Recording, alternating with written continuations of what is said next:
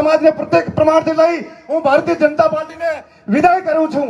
આદેશ જ્યાં સુધી નિર્ણય નહીં આવે ત્યાં સુધી રૂપાલા સાહેબ ત્યાં સુધી પાર્ટી ગ્રહણ નહીં કરું એ મારું વચન છે। આદેશ આદેશ ખુશ રહો। હું આબાભાઈ સોલંકી, પ્રમુખ શ્રી રાષ્ટ્રીય ન્યાય મહાસભા ગુજરાત પ્રદેશ। તાજેતરમાં પુરુષોત્તમ રૂપાલાએ ક્ષત્રિય સમાજ વિશે જે અભદ્ર ટિપ્પણીઓ કરી છે, જે ભાષાનો પ્રયોગ કર્યો છે, જેને અમે સખત શબ્દોમાં વખોડીએ છીએ। આવા પુરુષોત્તમભાઈની ભાજપ પાર્ટીએ ટિકિટ પાછી લેવી જોઈએ। જો ટિકિટ પાછી લેવામાં નહીં આવે તો ક્ષત્રિય સમાજનું જે આંદોલન ચાલે છે એને અમારો ટેકો છે અને સંપૂર્ણ ગુજરાતના નાય સમાજનો ટેકો રહેશે। ગુજરાતનો ક્ષત્રિય સમાજ હોય કે ભારતનો ક્ષત્રિય સમાજ, જ્યારે જ્યારે અમારી માલધારીઓની ગૌ માતાની લડાઈઓ લડવામાં આવી, ભૂતકાળમાં પણ પોતાના માથા વઢાવીને અમારી ગૌ માતાની રક્ષાઓ કરી છે। અમે જેટલા પણ આંદોલનો ગૌ માતા માટે કર્યા, ગૌ હત્યાઓ થતી હતી ત્યારે એને રોકવા માટે જે પણ આંદોલનો કર્યા, આજ સુધી ક્ષત્રિય સમાજે અમને ફૂલ ટેકો આપ્યો છે। રૂપાલાજીની હીન માનસિકતા દેખાઈ આવે છે।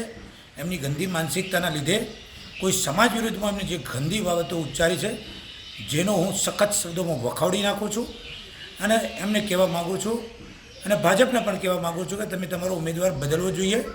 ગુજરાતનો માલધારી સમાજ પણ આજે ક્ષત્રિય સમાજ સાથે ઊભો છે। અમારી દરેક લડાઈમાં ક્ષત્રિય સમાજ અમારી સાથે રહ્યો છે। તમે સમાજો માટે આટલી હીન માનસિકતા તમારામાં જે દેખાઈ છે એ મને નવાઈ લાગે છે।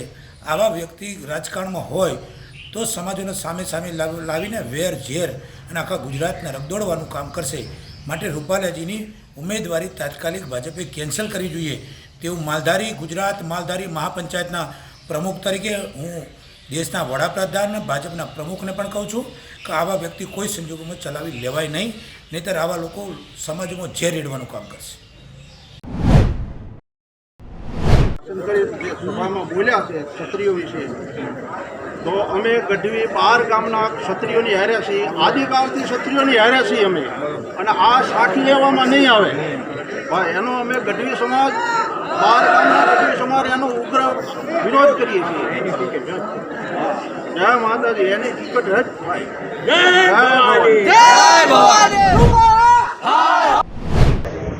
આજ રોજ અમે ડભોઈ મામલતદારશ્રીને આવેદનપત્ર આપેલું છે, જે ભૂતકાળની અંદર જે ભાજપની અંદર કેબિનેટ મંત્રી જે રૂપાલા રાજપૂત સમાજ વિરુદ્ધ જે અસભ્ય વાણીવિલાસ કરેલ છે એ બાબતે અમે આજે આવેદનપત્ર ડભોઈ તાલુકા રાજપૂત સમાજ મહાકાલ સેના કરની સેના તમામ સેનાના સંગઠનો સાથે મળી આવેદનપત્ર પાઠવેલ છે મામલતદારશ્રીને, અને સાથે સાથે રજૂઆત પણ કરેલ છે કે જ્યારે ભૂતકાળની અંદર સુરતની અંદર રાહુલ ગાંધીએ મોદી સમાજ વિરુદ્ધ જે ભાષણ કર્યું હતું અને ત્યાંના જે કોઈ નેતાએ મોદીએ કોર્ટની અંદર કેસ કર્યો હતો, ત્યારે તાત્કાલિક અસરથી જે રાહુલ ગાંધીને એમના સાંસદ પદેથી 2 વર્ષ માટે સસ્પેન્ડ કરવામાં આવ્યા, ત્યારબાદ એમને 2 વર્ષની સજા પણ કરવામાં આવી। તો શું એ કાયદા પુરુષોત્તમ રૂપાલા ઉપર ગુજરાતની અંદર લાગુ નથી પડતા? એ આજનો ગુજરાતનો અને ભારતનો ક્ષત્રિય સમાજ આજે મોદી સરકાર અને મોદી સાહેબ અને અમિત સાહેબને પૂછે છે કે રાહુલ ગાંધી વિરુદ્ધ જો તમે કાર્યવાહી કરી શકતા હોય ભારતીય સંવિધાન મુજબ, તો પુરુષોત્તમ રૂપાલા વિરુદ્ધ કેમ નહીં? શું તમને આજે ક્ષત્રિય સમાજ જે રાજા રજવાડાઓ અને ભારત દેશને સૌપ્રથમ પહેલું રાજ્ય આપનાર ગુજરાત રાજ્યની અંદર જો તમે ગુજરાત સાથે ક્ષત્રિયો સાથે આવો અન્યાય કરશો તો આવનારા સમયની અંદર ક્ષત્રિય સમાજ પણ બધું દેખી રહ્યો છે, એને કોઈ સંજોગોમાં સાખી લે નહીં અને ભારતની અંદર સમગ્ર બેઠકો ઉપર ક્ષત્રિય સમાજ ભારત વિરુદ્ધ મતદાન કરશે જો આની ટિકિટ રદ કરવામાં નહીં આવે તો।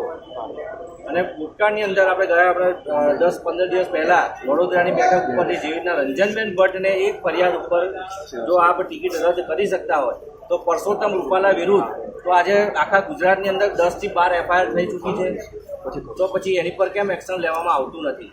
તો શું મને તો એવું લાગે છે કે આજે ભાજપને ક્ષત્રિય સમાજની કંઈ પડેલી નથી, અને ભાજપની અંદર જે ક્ષત્રિય અમારા આગેવાનો બેઠેલા છે એમને તો હું ખાસ કહીશ કે આજનો યુવાન તમને ચોક્કસ દેખી રહ્યો છે કે તમે શું પગલાં અને શું ભાજપૂતો બનીને જે કાર્ય કરી રહ્યા છો।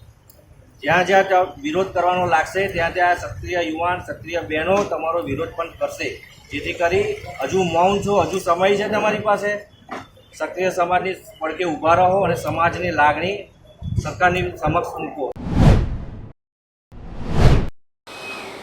મિત્રો, હર મહાદેવ, જય પરશુરામ, જય મહાકાલ. હું અલ્પેશ જોશી પાલીતાણા, હાલ સૌરાષ્ટ્ર કચ્છ બ્રહ્મ સમાજ ભાવનગર જિલ્લા મહામંત્રી તેમજ પાલીતાણા બ્રહ્મ સમાજ અગ્રણી તરીકે જે ટૂંક સમય પહેલાં રૂપાલા સાહેબ દ્વારા જે ક્ષત્રિય સમાજ વિશે જે ટિપ્પણી કરવામાં આવી છે, જે સમગ્ર બ્રહ્મ સમાજ એને વખોડી કાઢે છે અને આ એમનું જે અભદ્ર ટિપ્પણી અને ભાષણ છે એ ખૂબ જ નિંદનીય છે.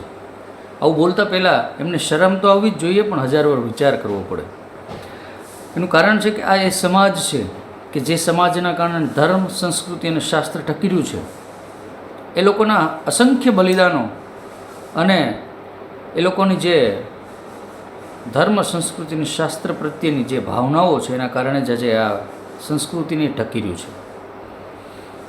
એમનું જે નિવેદન છે કે રાજાઓએ રોટી બેટીના વ્યવહાર કર્યા, ભાઈ શ્રી રૂપાલા સાહેબ, આ એ સમાજ છે કે જેની બહેનો દીકરીઓએ પર પુરુષનો પરછાયો પણ પોતાના ઉપર ના પડે એના માટે જોહર કુંડ અપનાવવો વધારે પસંદ કર્યો હતો.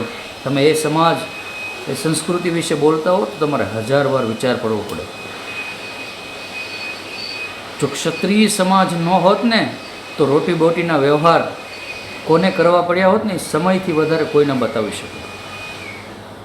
ક્ષત્રિય સમાજ વિશે બોલતા પહેલાં હજાર વાર વિચાર કરવો પડે, કારણ કે અસંખ્ય બલિદાનો આપીને એ સમાજ એ દેશ, સંસ્કૃતિ અને રાષ્ટ્ર માટે લડ્યો છે. પોતાના રજવાડાઓ પણ દાન આપી દીધા છે. આપણે કોઈને આપણી ગમતી પેન નથી આપી શકતા. આ એ સમાજ વિશે બોલતા પહેલાં હજાર વાર વિચાર કરવો પડે. ક્ષત્રિય સમાજનો જે કંઈ પણ નિર્ણય હશે, સમસ્ત બ્રહ્મ સમાજ ખભેથી ખભો મિલાવીને એમની સાથે છે, હતો અને રહેશે. એનું આશ્વાસન બ્રહ્મ સમાજના અગ્રણી તરીકે હું અલ્પેશ જોશી પાલીતાણા આપું છું. ક્ષત્રિય સમાજનો કંઈ પણ નિર્ણય હશે એની સાથે બ્રહ્મ સમાજ હતો, છે અને રહેશે. કારણ કે કોઈ વ્યક્તિ કે પાર્ટી કરતાં ધર્મ, સંસ્કૃતિ અને શાસ્ત્રની રક્ષા કરતો આ જે સમાજ છે એ અમારા માટે સર્વોપરી અને સર્વપ્રથમ છે. તો વાત જ્યારે કોઈ સમાજ અને સંસ્કૃતિની હશે ત્યારે એ પાર્ટી અને વ્યક્તિ વિશેષ કરતાં એને મહત્ત્વ આપવામાં આવશે. કારણ કે બ્રહ્મ સમાજ છે રાહ દેખાડનાર સંસ્કૃતિ અને જ્ઞાતિ છે, તો ખોટાનો સાથ દેવો એ પણ ખોટું જ છે. હર મહાદેવ, જય પરશુરામ, જય મહાકાલ. સ્ટાર્ટ. સોરઠ ભૂમિ સોહામણી, ક્ષત્રિય સરા છે રાજ. આજ ખમેરની વંતા ખેત ખંતમાં ખુમાણી તરો છે ખેલ. આજ ક્ષત્રિય સમાજમાં ખમેરીની ખાંભીઓ પૂજાય છે. એવા ક્ષત્રિય સમાજના શાન અને માનમાં આજે અમે ક્ષત્રિય સમાજને થોડો અમારા વતી જય માતાજી શાંતિ અમે ટેકો જાહેર કરી.